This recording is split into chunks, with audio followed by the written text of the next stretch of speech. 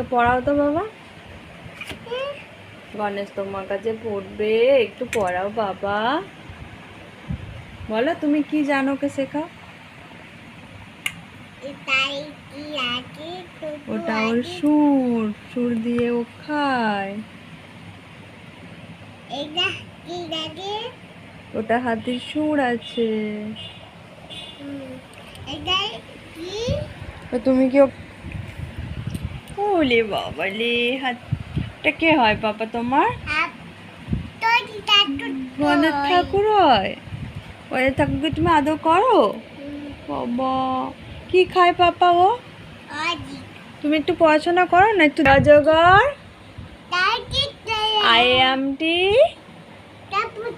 ইঁদুর ছানা, ঈগল পাখি উঠ চলেছে, দীর্ঘ